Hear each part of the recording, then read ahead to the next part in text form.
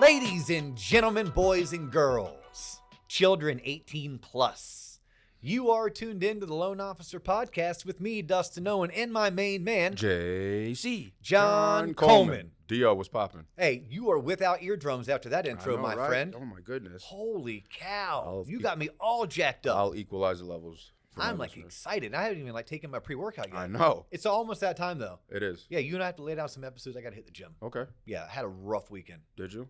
Not really, but it was a fun weekend. I thought you told me you didn't do much. Yeah, exactly. Except for I convinced my wife to go to our local favorite Mexican restaurant. Shout out to Habaneros. Shout out Habaneros. And they sell sangria. By the gallon jug. By the gallon jug. Like straight up, they got the TG Lee milk. What? Poured it out, right? Sprayed some water in there, cleaned the bottle one time. Shit. And then they just dump in sangria. You can buy it by the gallon. Okay. And the guy's like, yeah, it's $37. You sure you want to buy it? My wife's like, hell yeah, we do. Okay. That stuff tastes like Kool-Aid when you were 9. Not Kool-Aid when you're 42, because Kool-Aid when you're 42, it tastes good, but it's like nostalgia. It's like, oh, okay. I remember it used to taste better. I thought it did. Yeah. Habaneros sangria, you can buy it by the jug. If you're ever in Central Florida, I think they have like 7 locations. Look it up. The best thing that came from COVID was to-go alcohol. There you go. Because To-go alcohol. I don't think it was being sold to-go pre-COVID. And minor markets, smaller markets that you've never heard of. Yeah, well, up in Tallahassee, they have things called the Beer Barn. Okay, drive-through? I think there's a drive-through there. Right. And obviously New Orleans is the one that comes to mind. That's ratchet. Like walking through the streets of New Orleans with a car bomb in hand. If you've never, that's a thing to experience. I'm going to New Orleans in February. Okay. Me, Joey, my buddy Rob, we're running in a half marathon. Okay. At least hopefully. Okay. We've been trying to run this same half marathon for the past year, but it kept on getting COVIDed out. Ended up supposed to be in Nashville, then postponed again in Nashville, then postponed again in Nashville. All right. Finally, for the 4th time, we're like, you know what? We can't make the Nashville date. It's the Rock and Roll Series. So we're going to go to New Orleans in February. Okay. So probably won't be car bombing it there. Damn. Wait, they called hand grenades. Am I saying car bomb? Car bomb is a drink as well. Irish car bomb is a drink. And it's phenomenal. It's great. It's one of the rare shots I'll still do today because I'm not a big shot person. Like I turned that down like once I got out of college. I'm like, hey, no more shots. Right. But a hand grenade is what I was thinking about. That will mess you up. Yes, it will. It's like, 151. Yeah, it's Bananas Foster. All that crazy stuff is added to it. It's a good thing that How did we get talking about New Orleans? Because you're trying to talk sangria. We're talking about sangria. It's good that you know yourself and know your limits because today's episode is all about what, D.O.? Knowing your competition. Look at that. I love how you transition, John Coleman. Damn. Hey, there's some people out there that they may be learning about Just John today. For the first time. He's Just John Coleman. Yeah. If you ever want to contact Just John Coleman, don't do it. But if you really want to try, go to Google. They have all of his contact information. I hope not, yes. Now, I'm Dustin Owen, affectionately known as the D.O. You can link in with me. You can link in with me through LinkedIn. It's probably the best way for us to connect, best way for us to communicate. But LinkedIn is not the only social media platform we're on. We are on Facebook. We are on TikTok. We are on Instagram at the Loan Officer Podcast. You got it. We right now don't know if you're watching us on YouTube or if you're listening to us on Spotify, Apple Podcasts, Google Play, or anywhere where you can find podcasts. But just know we have a YouTube channel. You can actually watch this on YouTube. Full disclosure, this episode, right about the 30-minute mark, it's going to go to a title slate. It's orange, and you'll see the title of this episode, the episode number, and the Loan Officer Podcast. That is because John Coleman is afraid to break the piggy bank and go buy us a real camera. It's called a camcorder. Are they still called camcorders? Yeah, that's when you step up. Okay. Yeah.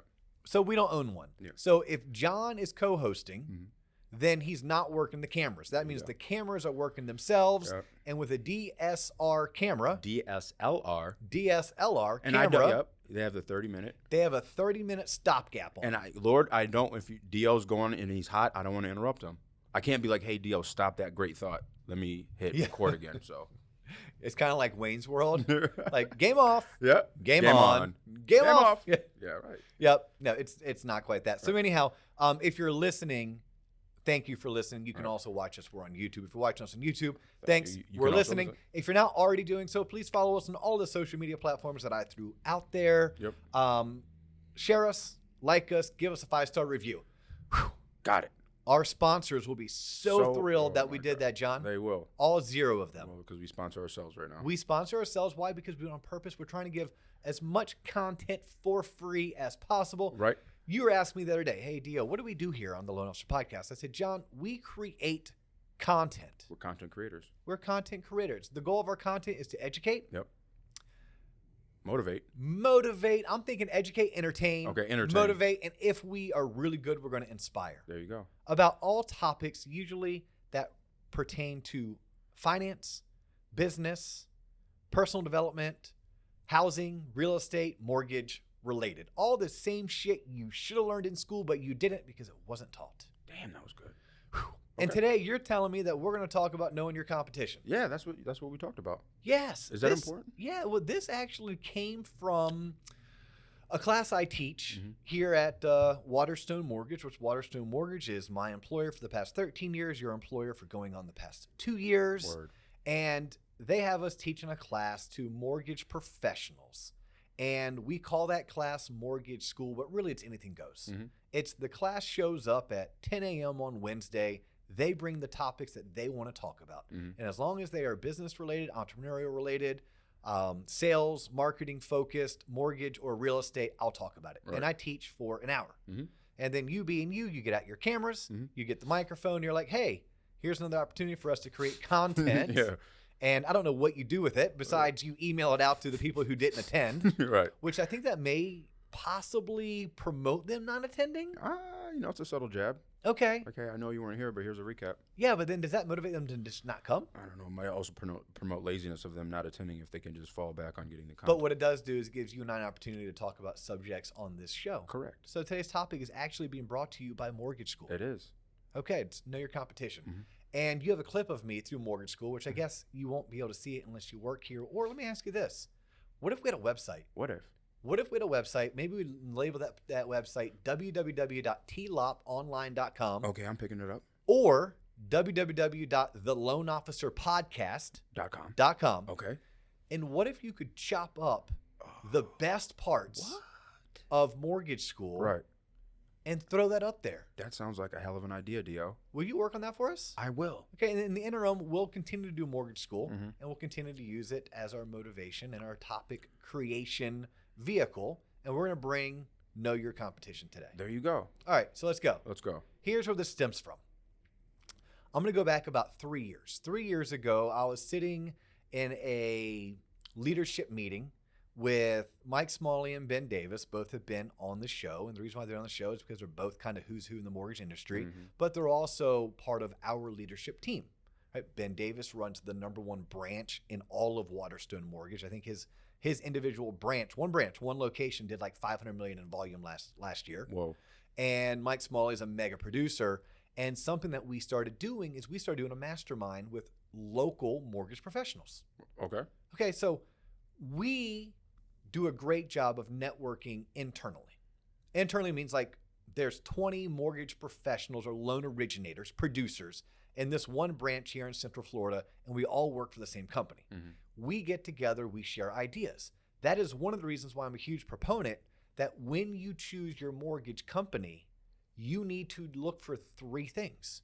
A, does the mortgage company have a great sales culture? B, is your manager going to also be your mentor, also be your coach, also be a good leader? And then 3, who else within your branch is going to bring synergy to what you're trying to do? Birds of a feather flock together.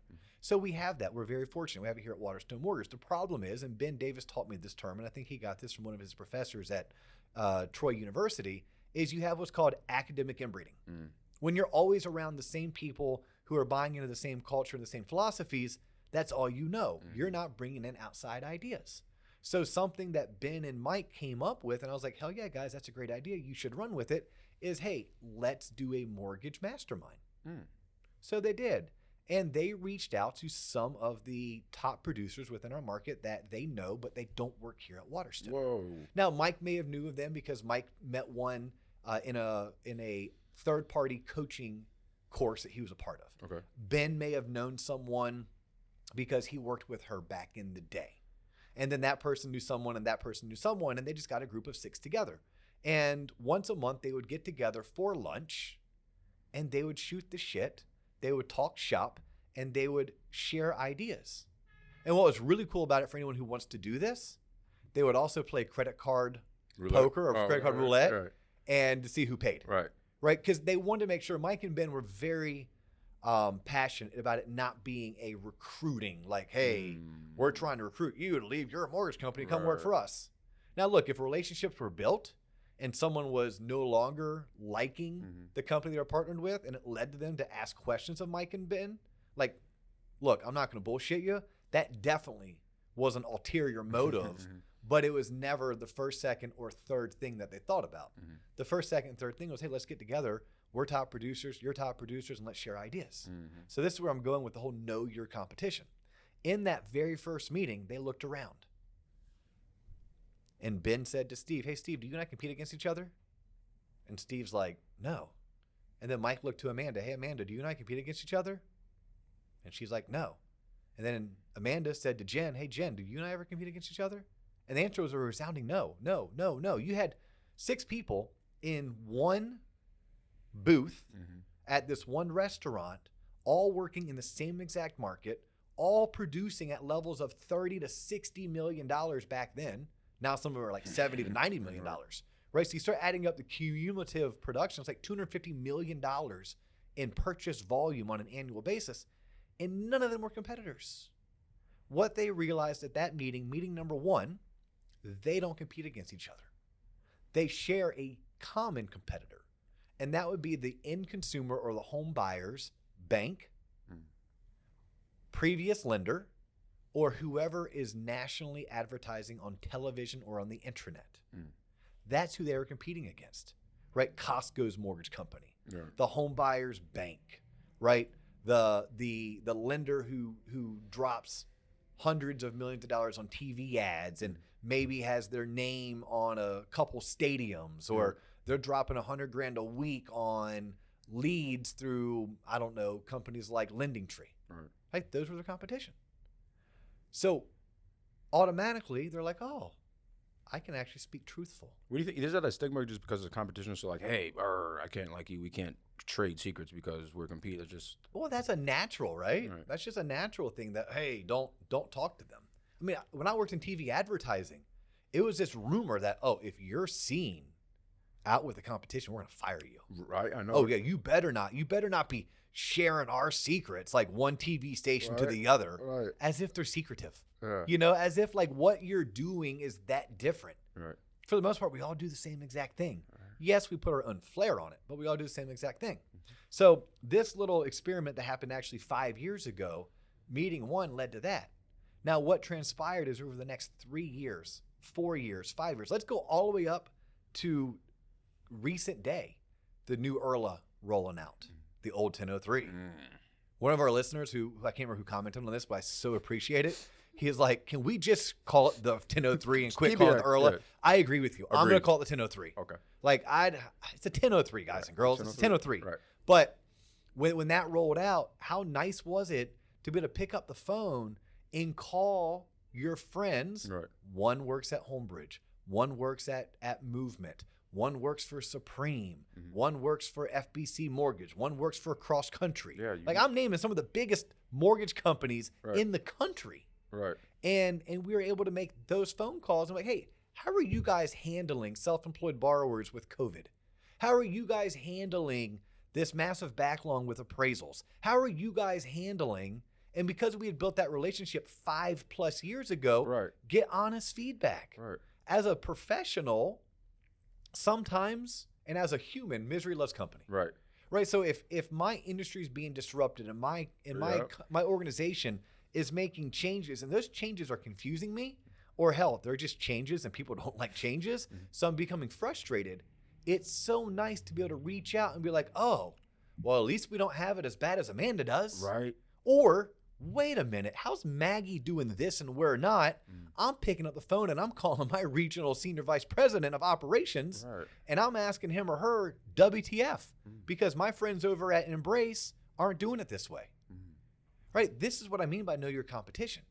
Now, also by getting to know your competition, I have learned how to sell my service better and sell against them the 1 or 2 times that we're actually up against each other.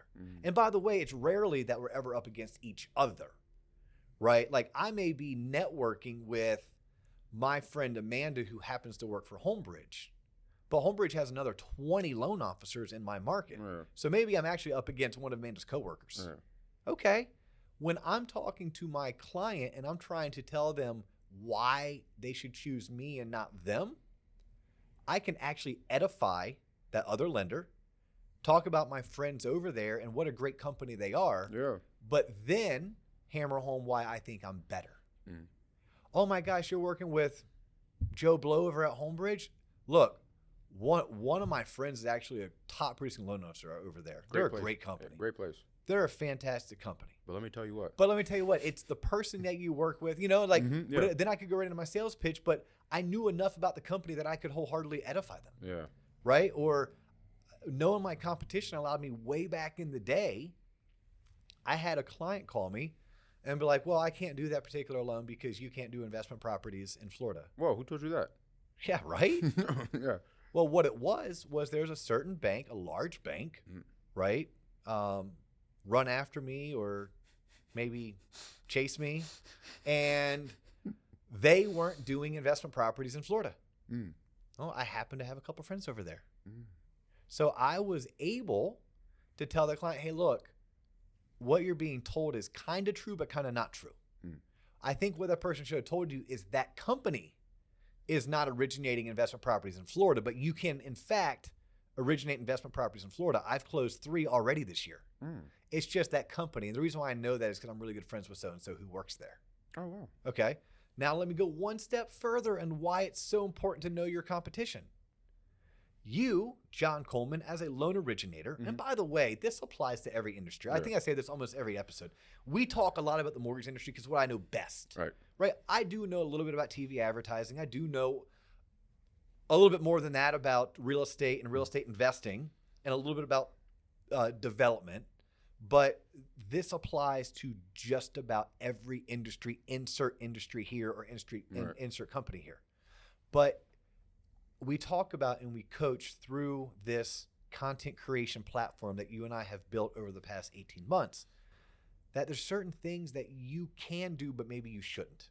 I think the phrase is just because you can doesn't mean you should. Doesn't mean you should. Yeah. So like there may be a certain service or product that, you have access to it, but you're not the best fit.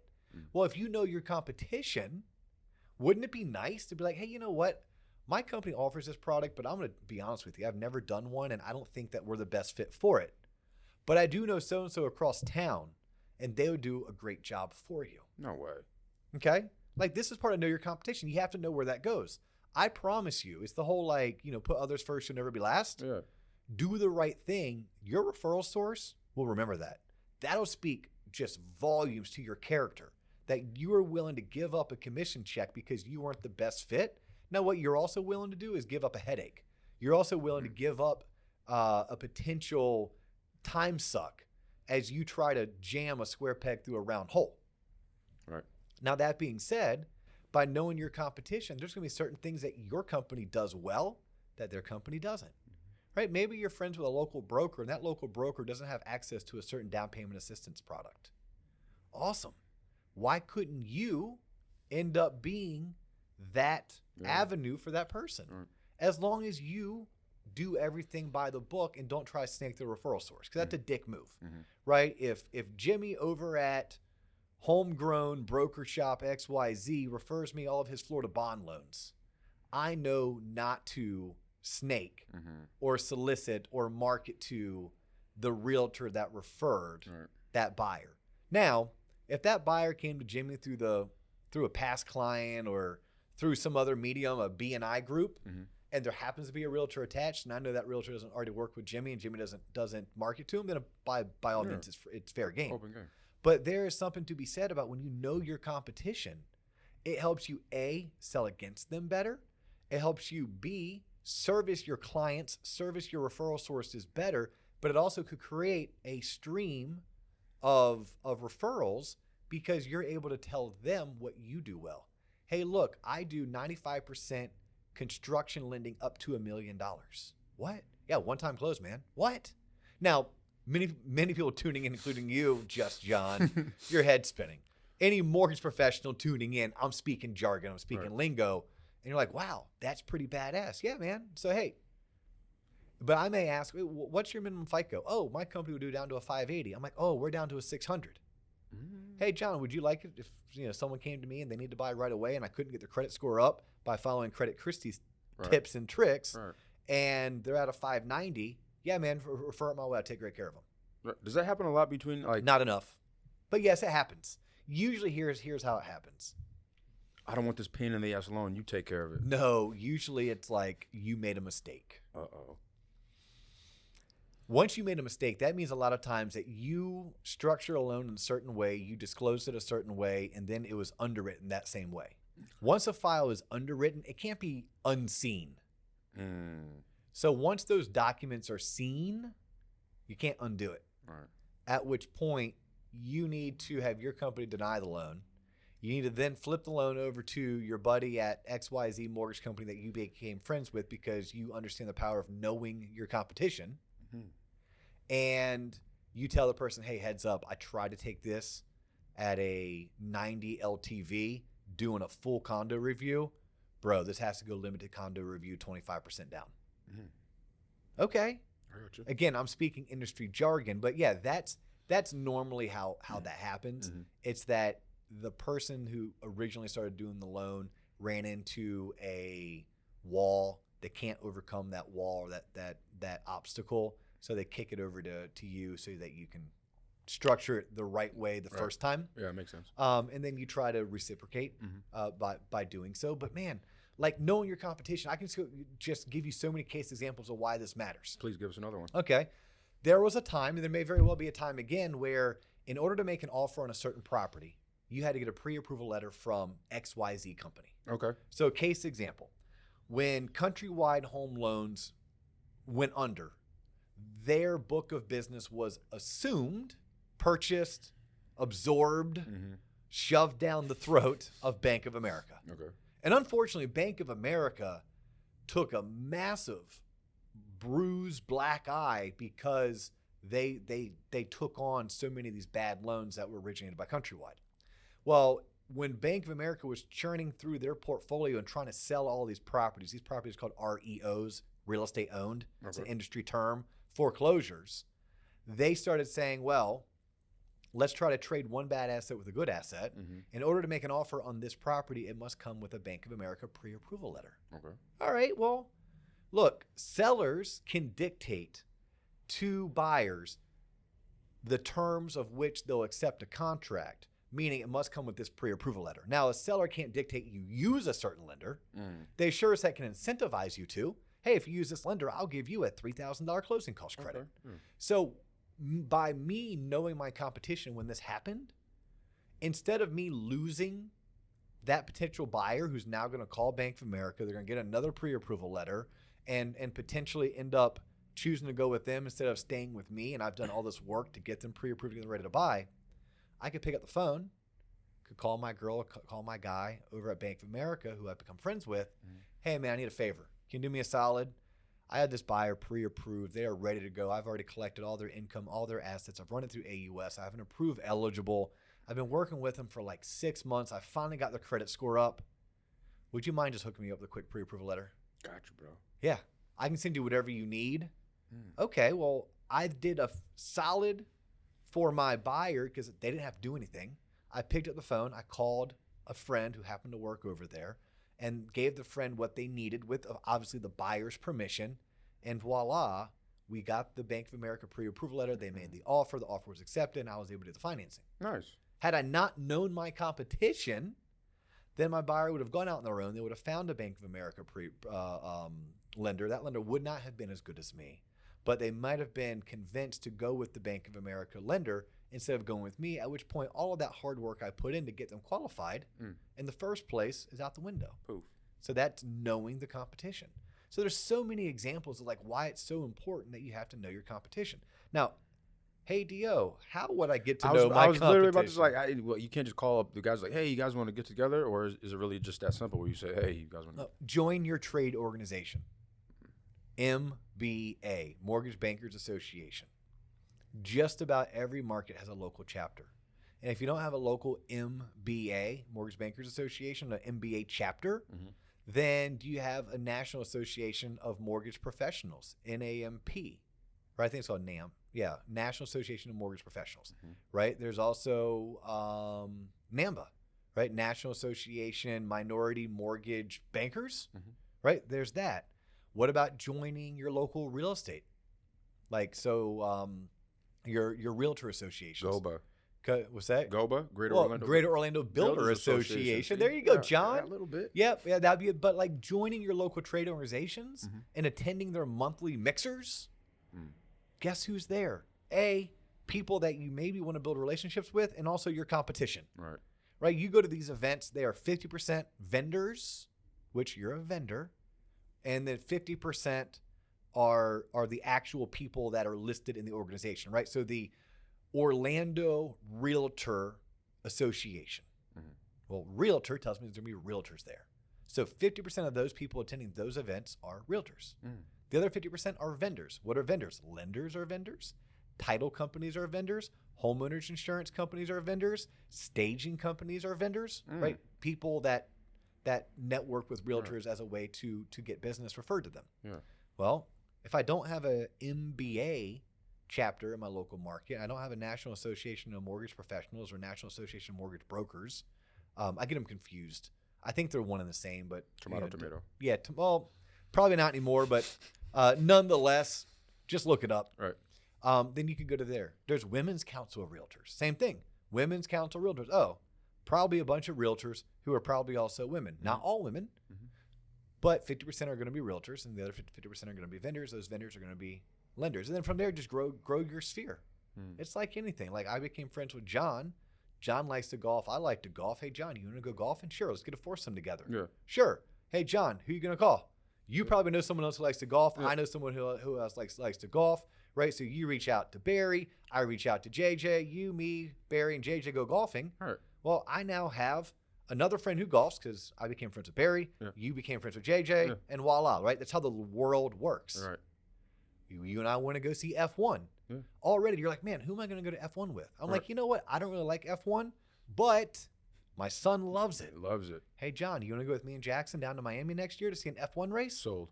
And then you told me, wait a minute, what about Dennis? Yeah. You and Dennis talk about F1 all the time. Yeah. So now we have our foursome. There you go. It works that way with knowing your competition. Get yourself out there. Become involved in your trade organizations. Put together your own mastermind. Put together your own mastermind and make sure when you do it, you ask the people, hey, when was the last time you and I competed against each other? Yeah, let's get together and share ideas, because I promise you, if you're struggling with managing your loan officer assistant, I bet they are too, or I bet they have. You guys can talk about that over lunch. Right. If you're struggling with overcoming pricing objections, maybe they are too. Well, yeah, hell, in this market, if you're having a time, finding a home. Yes. Yeah. If you have a hard time with, they call it appraisal gap strategy. Oh, there you go. Yeah, get together and share ideas. Like that is a great way to get to know your competition. There's also Facebook groups. Yeah. Like there are Facebook groups out there that you can join. My only caveat on Facebook groups in general, you don't know the quality or caliber of professional on the other end. There is more bad advice and wrong advice that's being given than good advice. Facts. Now, you find some Facebook groups that are really well moderated and they kick out the loud, obnoxious know-it-alls who really don't know anything. Right.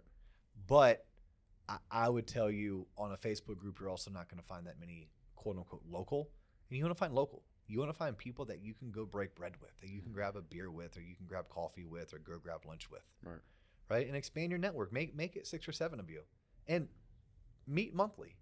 And bring value. Right? Bring value. Don't be there just to suck up all of the intel from them. No, share. Right. Because I promise you, the more you share, the more you realize that, oh, this person is just like me. Right. Sure, we're different, but they might not be better, and I might not be better. We're the same, and we can work together to make each other better. Well said. Right? I mean, that's and so we said in so many aspects. Right? Quit trying to tear down people. Build them up. Right. Build them up. You'll build yourself up. Well said. How's that work? That was great. Hey, know your competition. Right. Know your competition for the sole purpose of becoming a better professional yourself, a more successful business person yourself. Right? I think that's the purpose of this. Like the purpose of this is you and the betterment of you, the betterment of your book, the betterment of your long-term longevity in the industry you've chosen. Mm-hmm. Knowing your options, being friends with the competition. It's that easy. Yeah. All right. He's John Coleman. I'm Dustin Owen. You have tuned in to the Loan Officer Podcast. We thank you. This is all the time we have for you today, but we will catch you in the next episode. Peace.